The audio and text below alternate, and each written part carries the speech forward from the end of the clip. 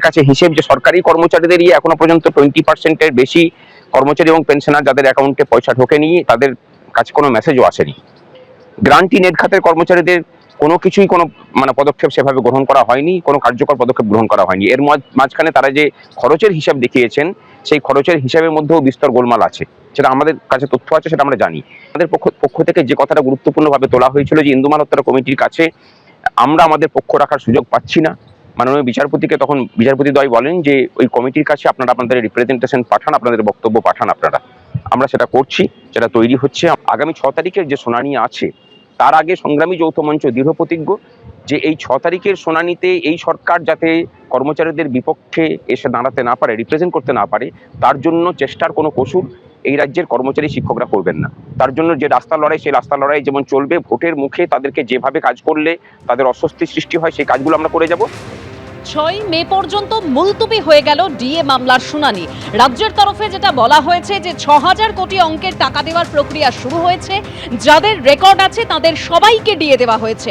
আগামী 27 এপ্রিল এ নিয়ে আরেকটি রিপোর্ট দেবে ইন্দু মালহোত্রা কমিটি, আর রিপোর্ট দেওয়ার পর এ নিয়ে মামলা তালিকাভুক্ত করবে সুপ্রিম কোর্ট। সুপ্রিম কোর্ট যে নির্দেশ দিয়েছিল যে 25% এরিয়ার ডিএ ইমিডিয়েট মিটিয়ে দিতে, সেটা মেটানো হয়নি। শুধু তাই না, সুপ্রিম কোর্ট বলেছিল এআইসিপিআই অনুযায়ী তোমাকে এই ডিএ দিতে হবে, কিন্তু তারা কি করেছে, এআইসিপিআই নিউট্রালাইজেশন করেছে।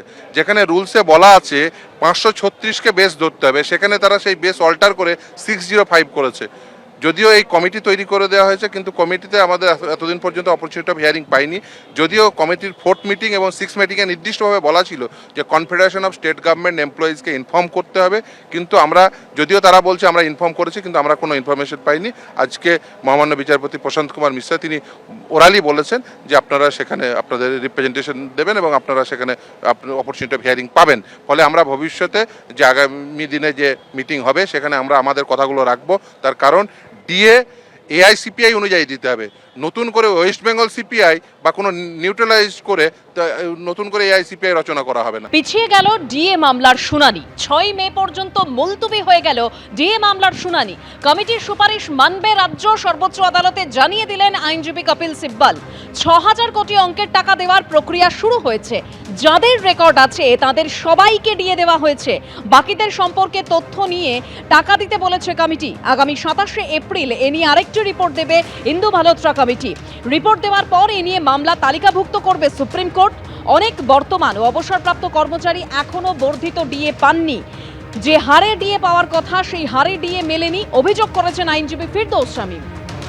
এবিপি আনন্দ, এগিয়ে থাকে, এগিয়ে রাখে।